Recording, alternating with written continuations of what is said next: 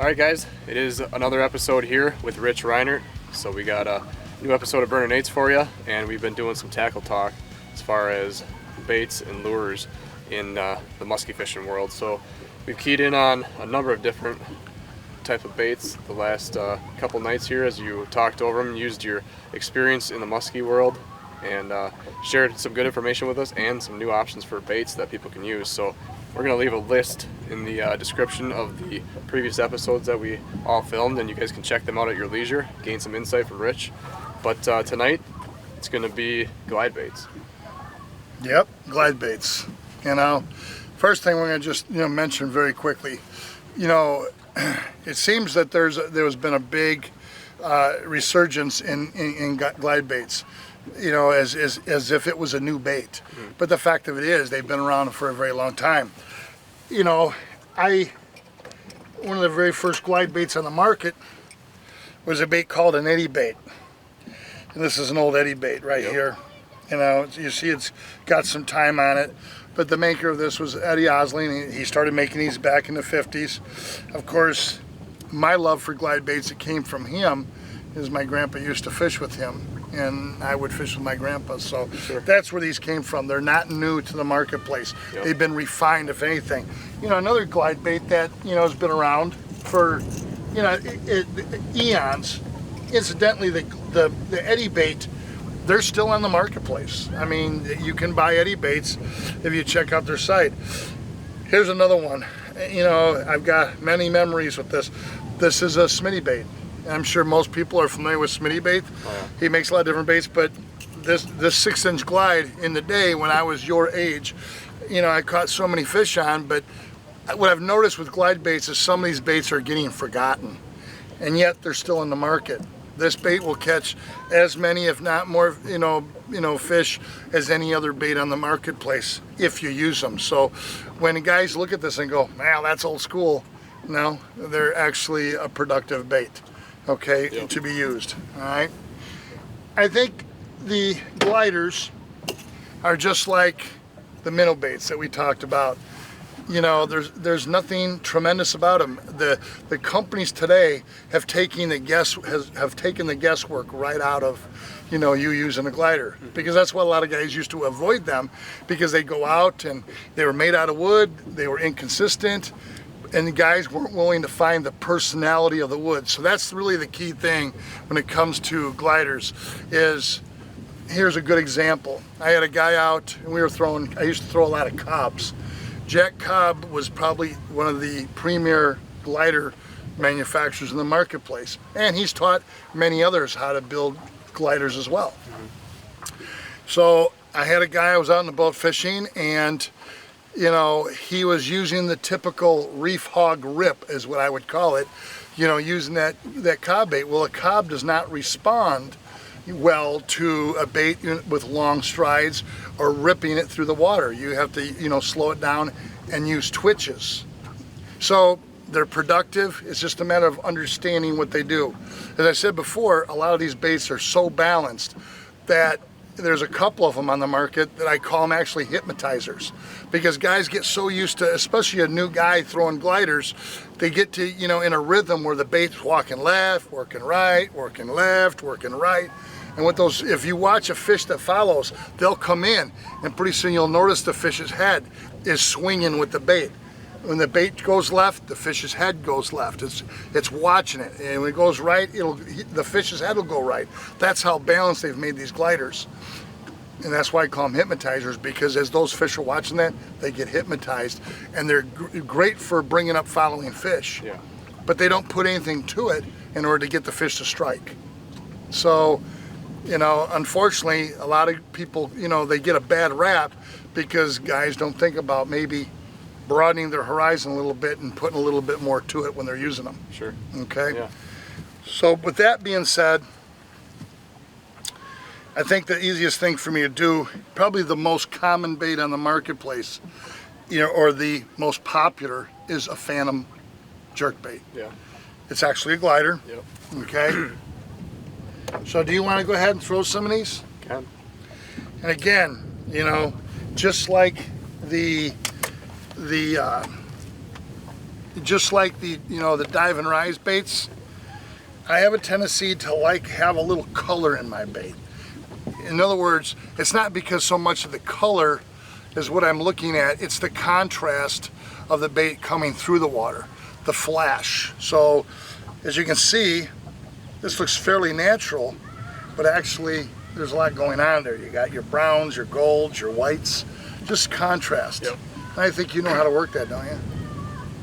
I've worked a few. Yeah, we see. don't work a lot of glides, but I know, but I'm gonna tell you, glide baits, as I get older, they're easy to throw, and they work so easy, and they move a lot of fish.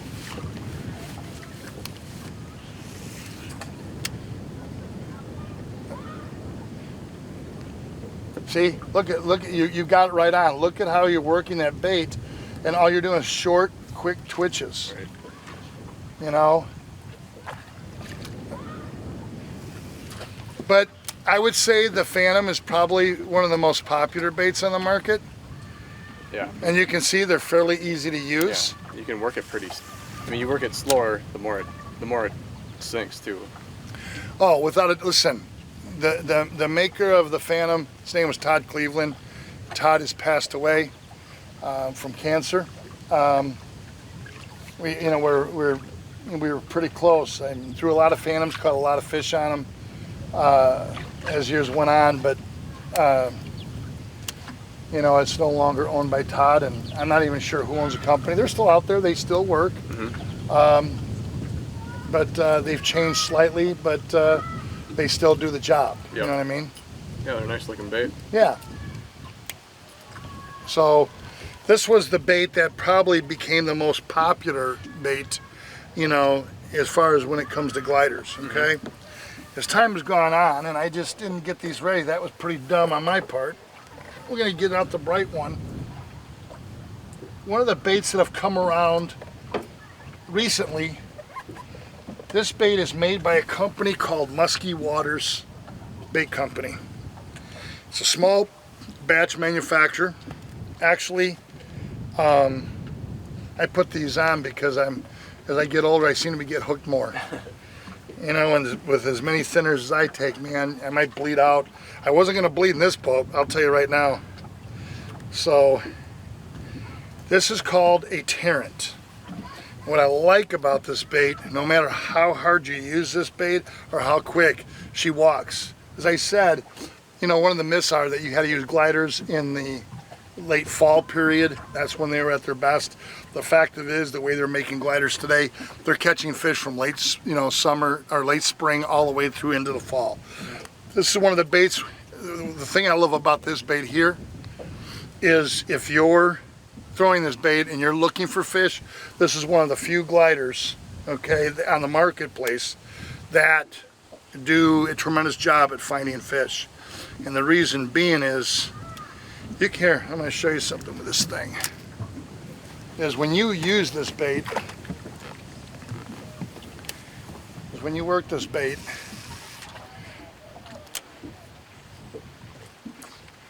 no matter what you do with it,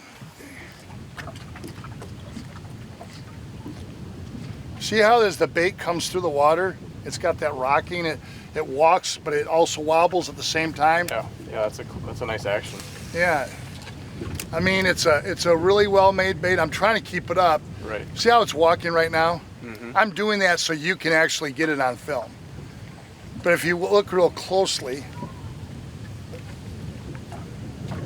it not only does it walk, but it's got that roll. Yeah, it does. And that's one of the things I look for in a glider. I want the bait to not only walk, but I want it to roll. I don't know what that means to the fish. I don't know if it's changing the contrast of the bait, but this bait does it all. This has become probably one of the, as far as a search bait, this has become my favorite, all-time favorite. Yeah. And you can see it's a good quality bait. You can see, I talked about contrast. That thing's got contrast. Oh yeah. A lot. White, black, fluorescence, it's got it all. Mm-hmm. But, for the people that are fishing clear water and want something with a little more natural, if you pick that right there. This one? Yeah, look at this walleye. This is probably, you don't have to take, we don't have to pull it out. But look at that walleye pattern. That's probably one of the nicest patterns, when you're talking about natural looking. Yeah, it is. You just don't see baits like that with that kind of work. Right. These are all handmade. He weights them. And this is called the. This is called the Tarrant. Yep. They make them in two sizes, a 4.5 and a 6 inch. And as you can see, the 6 inch I think is plenty big. Yeah. This is a great bait, and the summer period, late summer, early fall. If you're looking for fish, this is one of the few gliders I think do a great job in searching fish. Sure. Yeah. So now the other end of the spectrum, we kind of jumped ahead. We talked about a bait that works well searching for fish. Yep. But right away, first thing in late spring, if the fish are, remember I talked about earlier in the rubber segment, I talked about baits that are, these baits, if the fish are basically neutral to inactive, that seems to be where gliders shine. If you listen to guys talk, well, we had a major cold front through, so I'm going to throw rubber, I'm going to throw a glider. Well, they got that right. That's exactly what we do with it. And that's pretty much throughout the whole season. If you take that small bait up. This one? Yeah. I know this sounds like a commercial for Chaos Tackle. I'm sorry, but like I said before, and I'll say it again, there's so much more to Chaos Tackle Company than Medusas and assault sticks. This is a bait that they make. It's called a Minitap. I really like this bait come late spring, early summer. If those fish are in a neutral to inactive state before they get to an inactive state and I have to put rubber on them, this is the bait I would choose if I was going to use a glider. And the reason being is, if you look at this bait coming through the water, again, another factor with these gliders is people have a tendency to overwork them. I'm barely moving that rod tip. Yeah, you are. And what's that bait doing? It's a lot of action, a lot of side to side. And you see the slight roll to it. Mm-hmm. I think during cold water conditions, if that bait is working from side to side, I think that's great. I think if you're using a glider in the warmer periods, I look for that side to side and the roll. Sure. A lot more. So when the water temperatures are cold in the late spring, early summer, I'm going to look for a bait like the Minitap. Yep. They also make this in a bigger bait. Sure. But this is an ideal spring bait, late spring bait, when the fish are in a neutral to inactive, mood. Yep. So on the other end of the spectrum, let's say we got fish located in an area. The word glider is really overused. A lot of these are better off being twitchers than they actually are pulling to make them glide. Mm-hmm. If you were to take, say, the next bait there in line, is that one. Yep. Now you guys are from central Wisconsin. This bait is called a glitch. It's made right in your backyard. And again, if Mike. Exactly, you know him. Yep. Okay, this bait's awesome. The reason, and the reason he named it a glitch, because it's kind of a twitch and a glider at the same time. Yeah. What I really, really like about this bait, okay, is it walks in place. You don't, you definitely don't want to overwork this bait. Okay.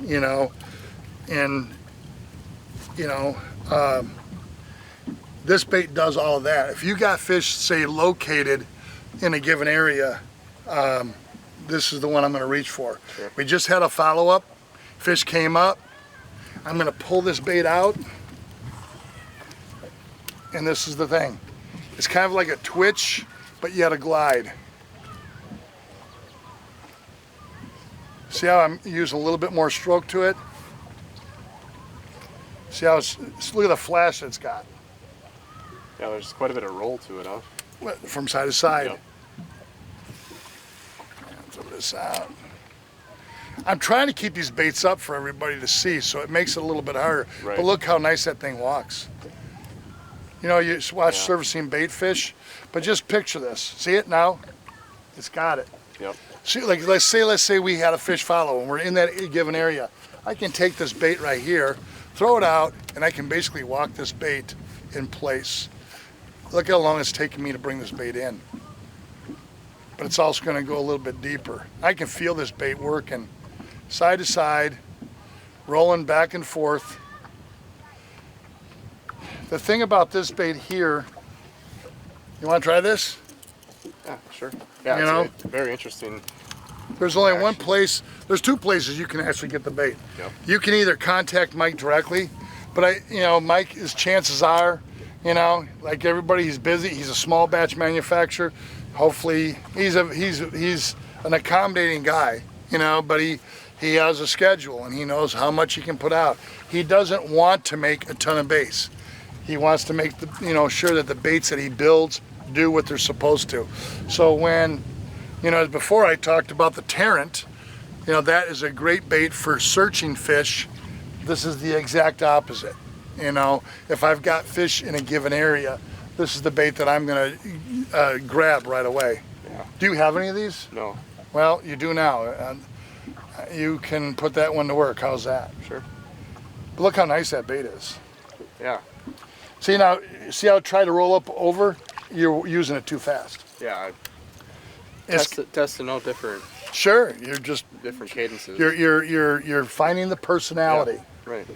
Exactly what you're doing. And see, that's what more musky fishermen need to do when they're buying a bait. Instead of thinking, that I use this glider doing this, you need to either talk to the manufacturer and find out how he works the bait. Go on maybe on his Facebook site, see if he's got a video of it. Ask questions and or find the personality. Right. That's one of these baits that you need to find the personality. But you can see the action is tremendous on that. Yeah. It's basically telling you, I want you to slow down. That's what it was. And then once you do that, look at the action. It was tremendous.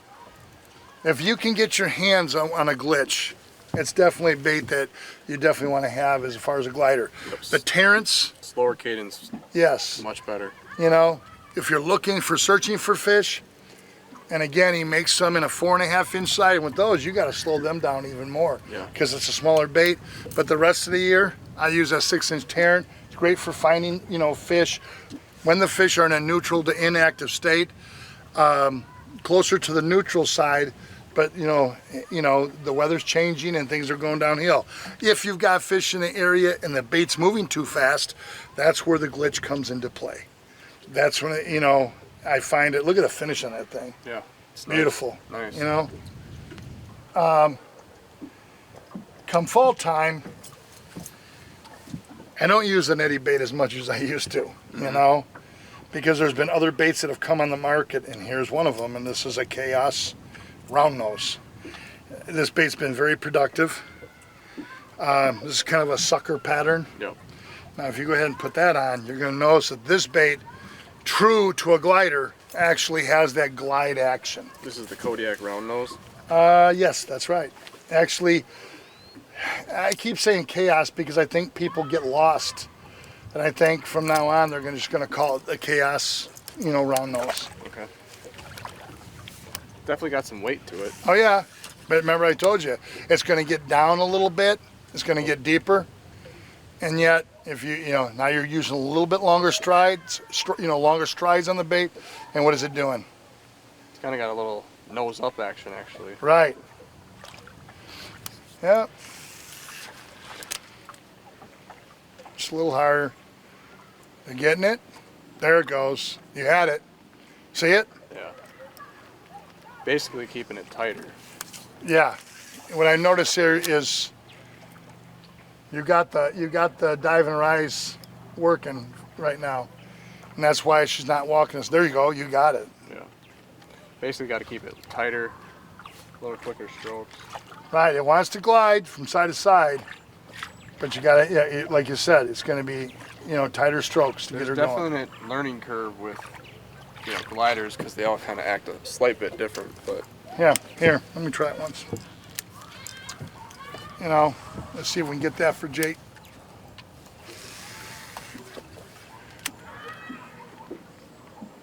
See how I'm just pulling it, I'm pausing.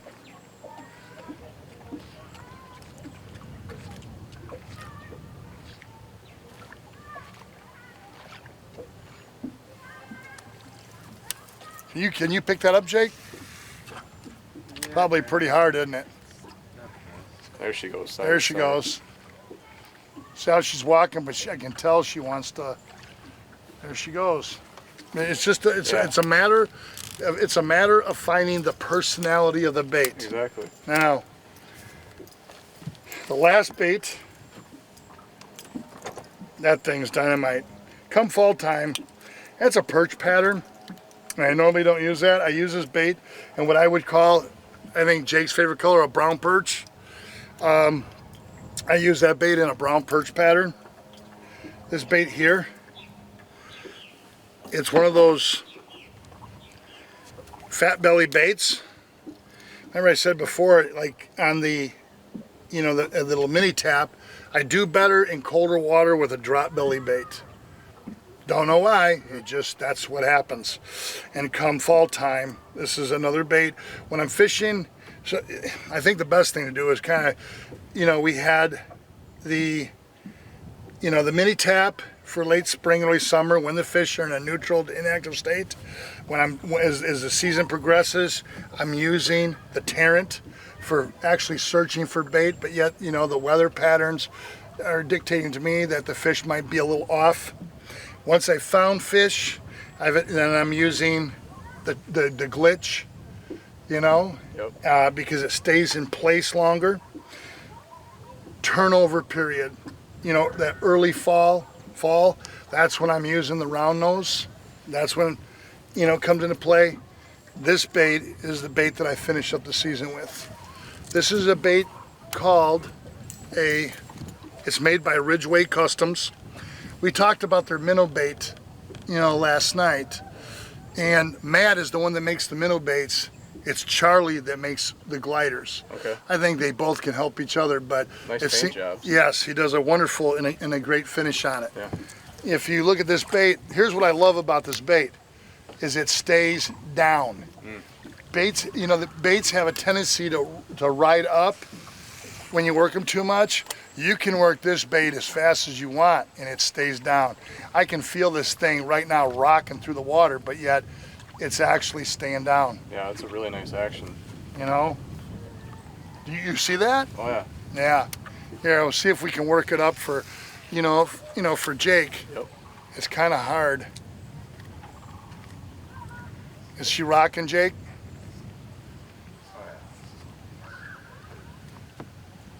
Yeah, that's nice.